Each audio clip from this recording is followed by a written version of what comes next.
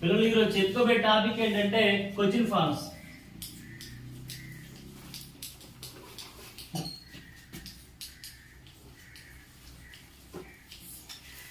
Question forms గురించి తెలియాలంటే దానికి ముందర హెల్పింగ్ వర్బ్స్ ఏంటో తెలియాలి.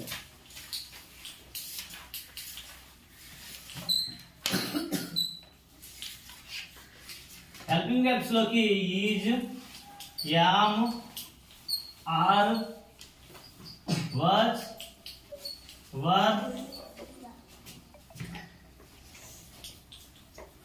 have, has, had, do, does, did, will, would, shall, should, may,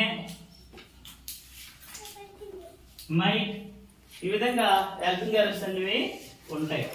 సరే, ఒక ఎగ్జాంపుల్ రాస్తున్నాం చూడండి. she is a teacher. ఆమె ఒక ఉపాధ్యాయురాలు. ఆమె ఒక ఉపాధ్యాయురాలా అని క్వశ్చన్ అడగాలి. చూడండి ఎలా క్వశ్చన్ అడుగుతాం. దీంట్లో క్వశ్చన్ ఫామ్ రెడీ చేయాలంటే ఈ సెంటెన్స్ తో దీంట్లో హెల్పింగ్ వర్బ్స్ ఏదైనా ఉందో దీంట్లో ఏముంది? ఈ హీజ్ ని ముందుకి తీసుకురావాలి. Is, she, a teacher, is she a teacher.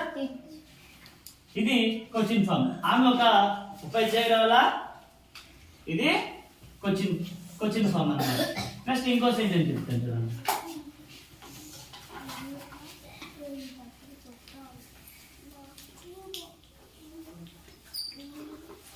He was a student. He was a student. అతను ఒక విద్యార్థి. అతను ఒక విద్యార్థి అంటే ఒకప్పుడు విద్యార్థిగా ఉండేవాడు అనమాట. అతను ఒక విద్యార్థి. అతను ఒక విద్యార్థి అని వచ్చింది. Was he A student. ఇంకో సెంటెన్స్ చూడండి.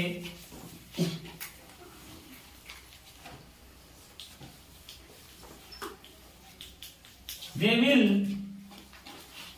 go to school.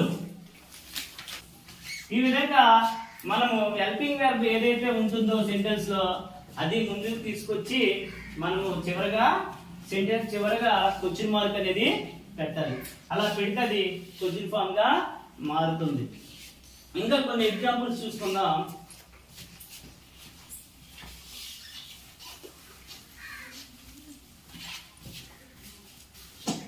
ఇక్కడ డూ, డస్, డిడ్ వీటి గురించి తెలుసుకుందాం.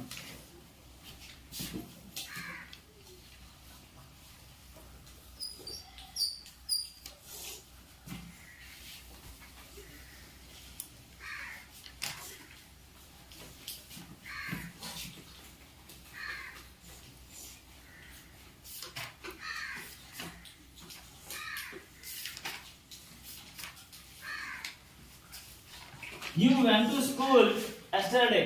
నీవు నిన్న స్కూల్ కి వెళ్ళావు. నీవు నిన్న స్కూల్ కి వెళ్ళావా అని అడగాలి. ఇందులో వెర్బ్ ఏంటి? వెంట్. వెర్బ్ ఏంటి? వెంట్. వెంట్ అంటే దీంట్లోనే హెల్పింగ్ వెర్బ్ ఏంటి ఉంటుంది. వెంట్ అంటే అర్థం ఏంటి? Did plus go. Did plus go. ఇందులో ఉన్నటువంటి హెల్పింగ్ వర్బ్ ముందు తీసుకుంటాం. యాజ్ ఇట్ ఈజ్ గా రాస్తాం. Did you go to school yesterday?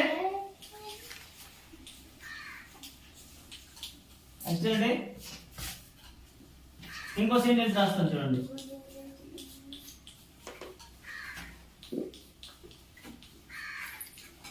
He goes to school.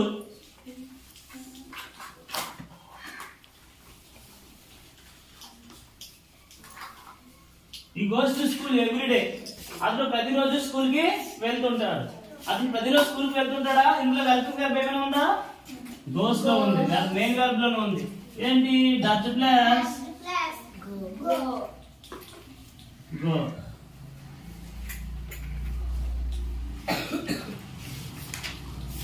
Dutch ముందు తీసుకొచ్చేసి Dutch he go to school.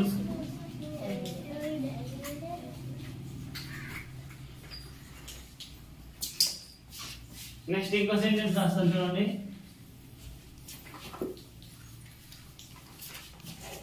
They go to school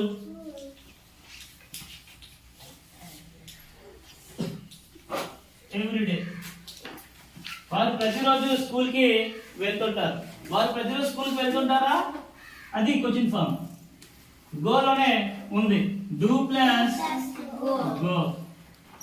ఈ do ముందుకి తీసుకొస్తాం. డూ దే గో టు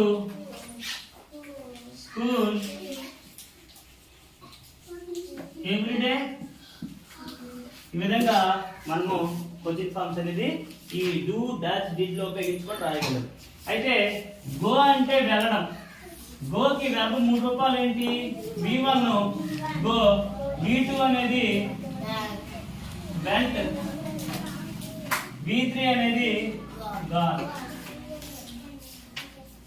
అంటే గో అంటే అర్థం ఏంటి? Do plus go. మరి గోస్ అంటే డచ్ ప్లస్ గో. మరి వెంట్ అంటే డిడ్ ప్లస్ గో. మరి ఈ తర్వాత గో ఉండాలి కదా. గోస్ ఎందుకు వచ్చింది అంటే ఇక్కడ వెర్బ్ కి ఈ సి ఇట్ ఈ మూడింటికి వెర్బ్ హీ సి ఇట్ ఈ మూడింటికి V1 కి ఏం చేరుతుందంటే ఎస్ గాని ఈఎస్ గాని ఐఎస్ గాని చేరుతుంది. ఎస్ గాని ఈఎస్ గాని ఐఎస్ గాని చేరుతుంది. అందుకే ఈ తర్వాత వచ్చేటువంటి గోకి ఈఎస్ అనేది చేరింది. ఓకేనా? అర్థమైందా ఇక్కడ గోస్ ఎందుకు వచ్చింది అనేది? ఓకేనా? వెర్బ్ 1 కి ఎస్ గాని ఈఎస్ గాని ఐఎస్ గాని చేరుతుంది. అయితే కొన్ని సందర్భాల్లో హ్యావ్, హ్యాడ్, హ్యాడ్ అనేది మెయిన్ వెర్బ్స్ గా ఉంటాయి. అవేంటో ఒకసారి చూద్దాం.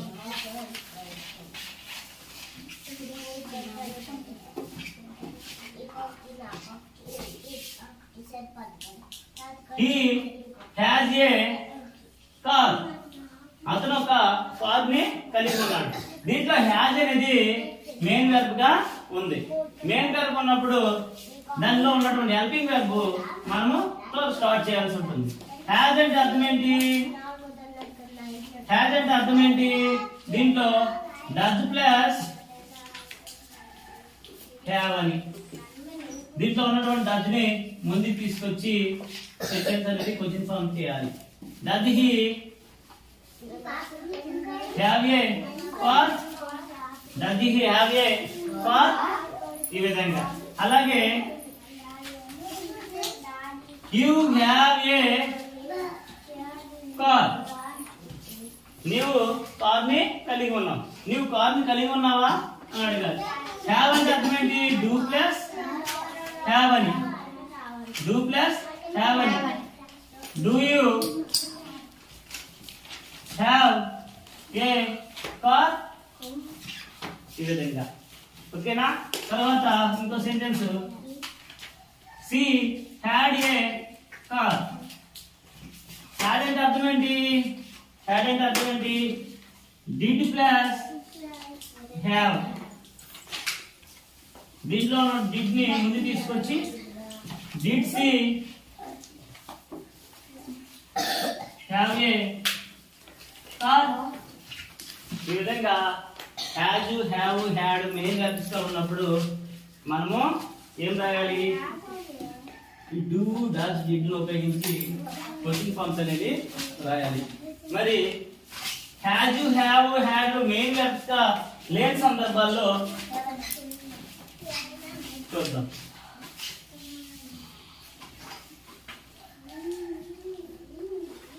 He has written a story. అతను స్టోరీ రాశాడు. అతను స్టోరీ రాశాడు అని అడగాలి.